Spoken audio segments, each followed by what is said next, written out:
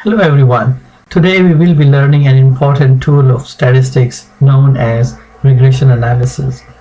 Regression analysis is very useful not only in terms of estimating the linear relationships but also using those linear relationships to predict for values of the dependent variable given the values of x variables. Suppose we are interested in determining the relationship between expenditures and income, and from theory we know that whenever income increases the expenditures also increase. So this indicates that the relationship between income and expenditures is positive. But what statistical tool can we use to estimate that positive linear relationship? Well, we can calculate coefficient that will tell us about the nature of the linear relationship. However, there is problem with covariance, and the problem is we can tell the nature of the linear relationship, but we cannot tell the strength or the extent of that linear relationship, and therefore we move from covariance to correlation. Now, correlation coefficient that always lies between -1 and +1 tells us about strength of the linear relationship.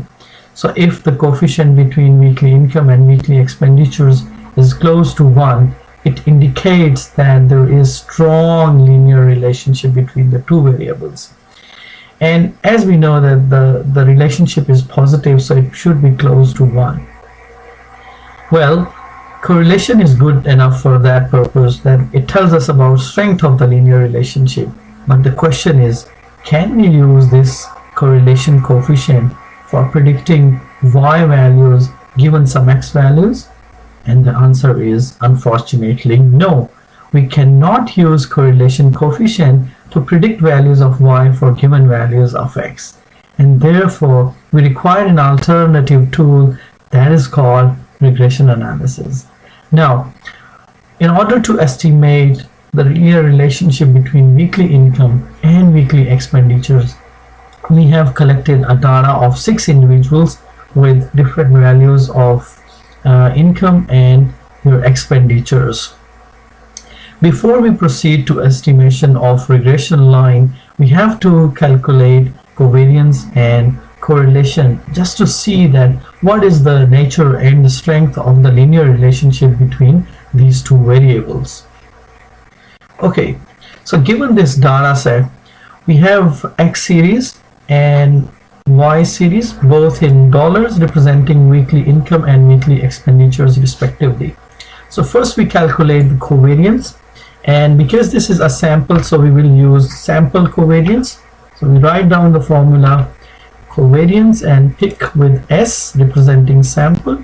Now I supply the first series, that is my x variable, and then I supply the second series, that is my y variable, and that gives me positive value of covariance, indicating positive linear relationship between x and y, or weekly income and weekly expenditures. However, what is the strength of that linear relationship? And for that we will calculate correlation coefficient. So in the next cell I apply correlation coefficient, that is given by Correl, and I pick my first series, which is x, and then the second array, that is y, and then I close parenthesis and hit enter.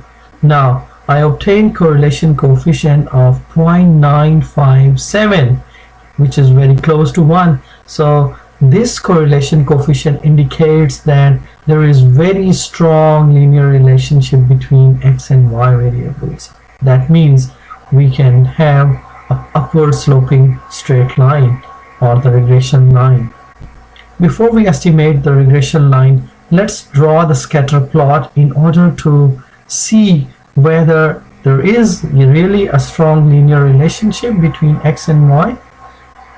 So for this purpose, now I select both x and y series together, and then from insert I click on scatter plot, and then I pick this one. Now I draw the scatter plot on the side. I put this on the side, and we see that as x is increasing, there is a tendency in y to increase as well, and this tells us that there is a positive linear relationship between x and y. And to see that regression line, I hit on this plus sign and then I check the box for trend line. Now I see that this is my regression line indicating the upward slope, and we observe that some of the points, they lie on this straight line, some of them they are above the straight line, and some others they lie below the straight line. What does it imply? It means there are some positive errors and some negative errors, so that our regression line basically represents a line that passes through those points in such a way that these errors should be minimum. That is, they are very close to this line. That is, the actual points must be very close to the fitted line. Now, if you look at this formula that is for our regression, so we see that our predicted line must have the intercept term given by b0 and the slope coefficient denoted by b1. Now the formula for b1 is given as covariance between x and y divided by variance of x. So this means we require covariance and variance of x to obtain the slope coefficient beta1. On the other hand, for the intercept term, now we see that intercept term depends on mean of y series and mean of x series as well as the slope coefficient b1. Therefore, we have to calculate these two quantities first. So I obtain slope coefficient b1 by dividing covariance with variance of x. So from this table I have calculated covariance but haven't calculated variance and mean yet. Therefore, the first step would be to calculate these two quantities. So I apply formula of averages. So average of this x data, and that gives me 450 as the average weekly income in dollars. Then I extend that to the next column. So I see that this is the average of my y series, and the average weekly expenditures are equal to $360. Now the next step would be calculating variance. We are dealing with samples, so we are calculating sample variance, variance.s, and then the array that is starting from A7 until A12, and it gives me variance of 35,000, which is pretty high.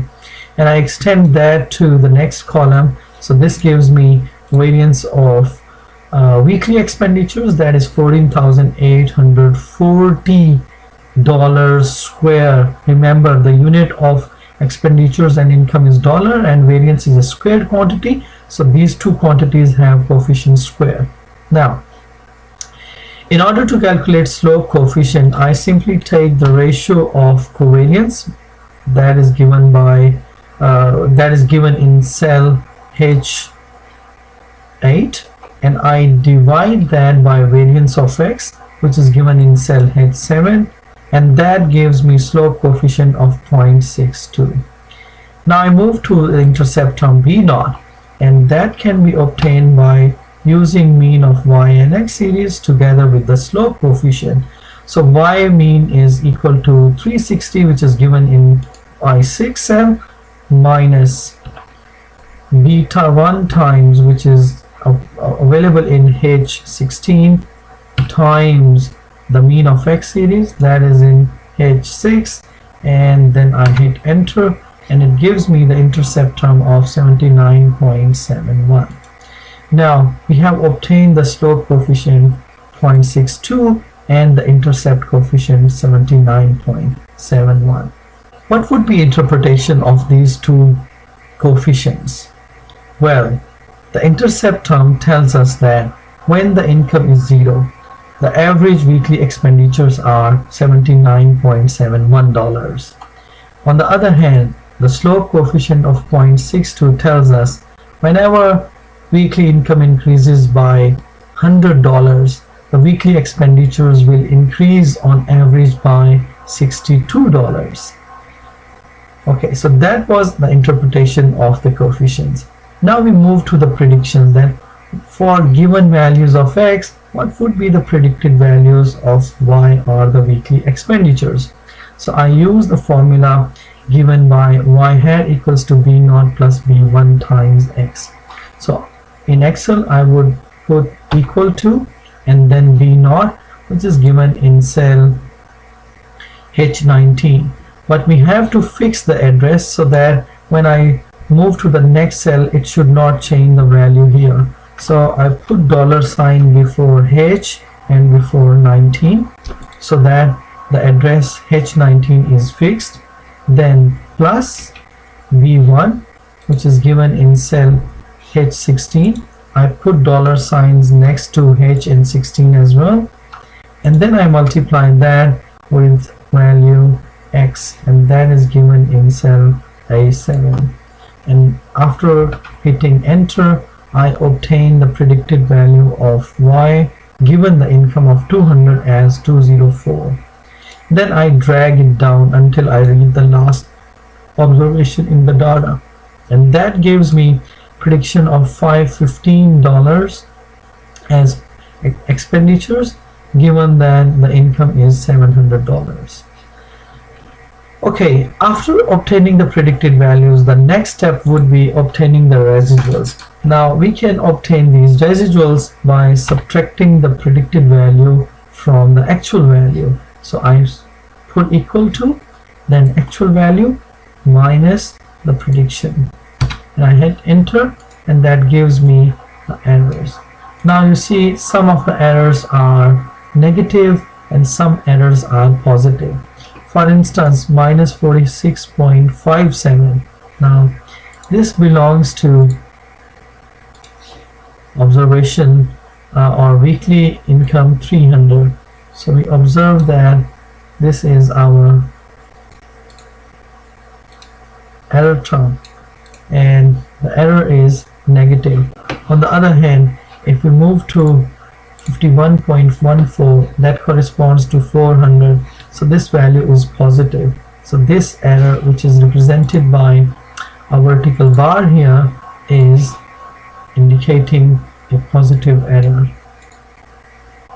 So we observe that there are some positive and negative errors. So let's see what is the average impact of these errors. For this purpose, we take the sum of these residuals and we find that the sum is equal to 0. What does this imply? This implies that on average the positive and negative errors have zero effect. That is, they are cancelling out each other. So how to obtain the fitted line? The procedure, that is the ordinary least squares, so it is based on minimizing the residual sum of squares. So we have to fit a straight line in such a way that the line best represents the data, that is each point is pretty close to the line. So to obtain the residual sum of squares, I hit on residual and then take square. This represents that the sum of these residuals squares is equal to 6308.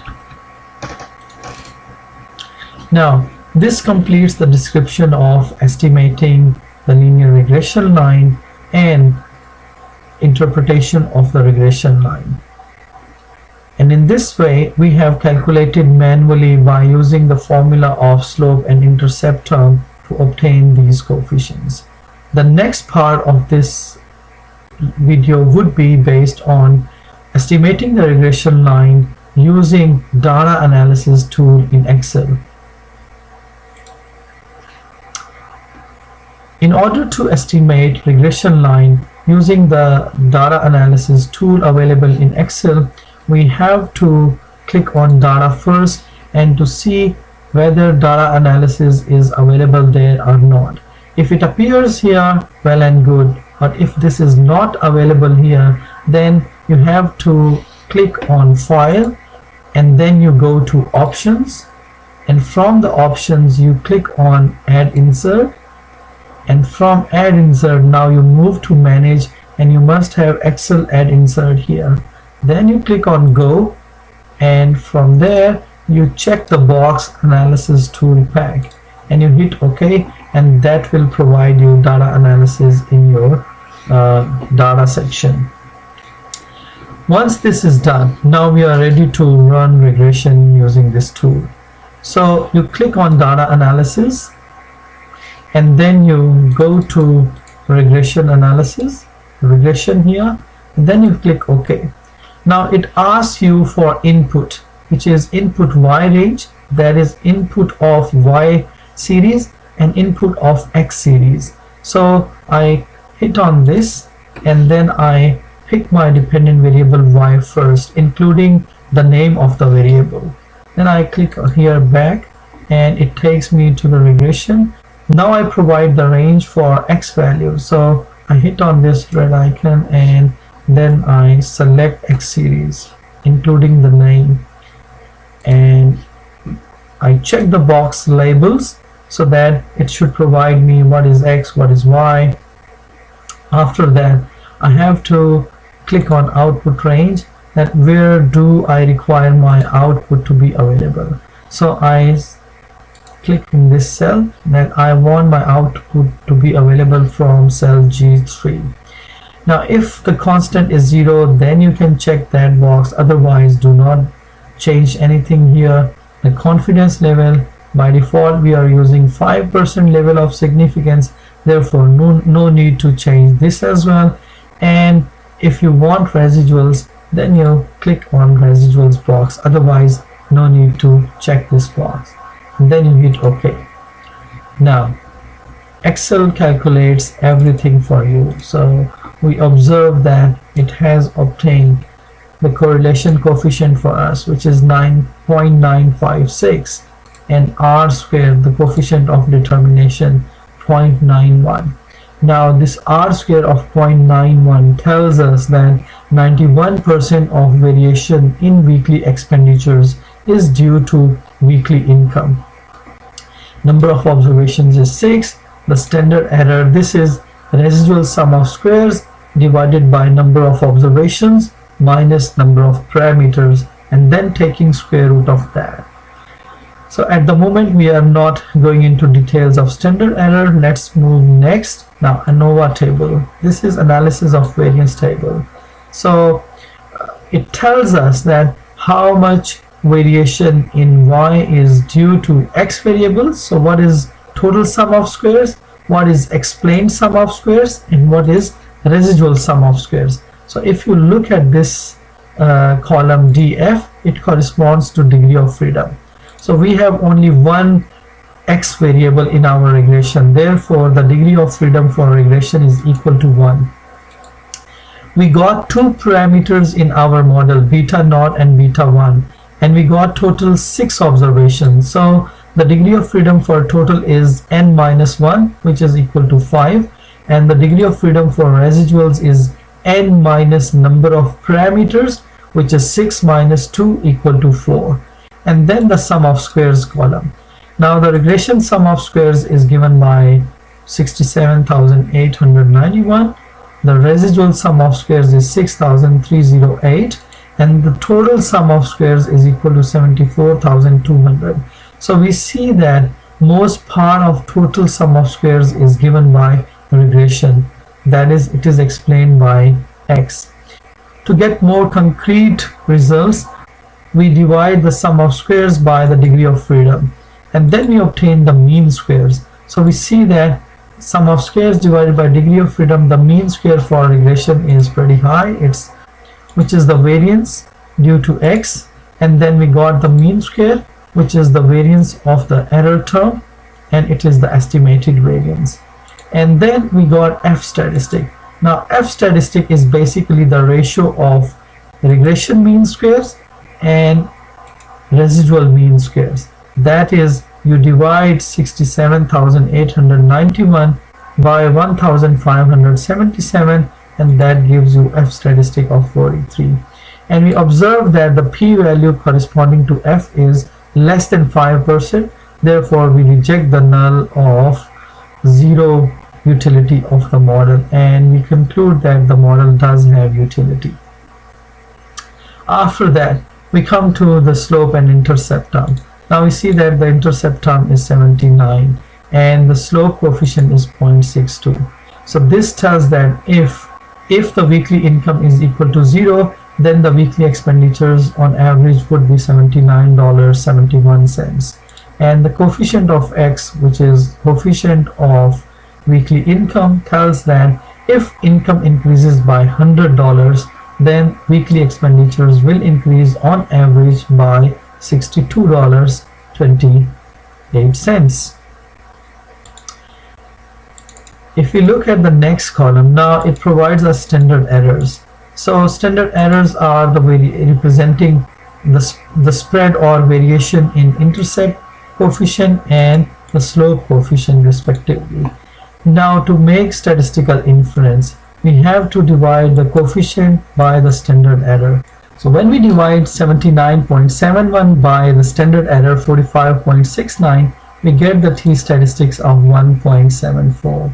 In the same way, so when I divide the coefficient of X by its standard error, so I obtain the t-statistics, that is 6.56 with p-value which is less than 5%, indicating that the coefficient of X is statistically significant and therefore implying that X has positive impact on Y. And these are the confidence intervals. So we observe that the confidence interval for beta 1 is 0.359 to 0.88. Also we see that these are the predicted values and the residuals as obtained in the manual calculations. So this completes our topic of estimation of regression line using data analysis tool of Excel and performing the manual computations. Thank you very much.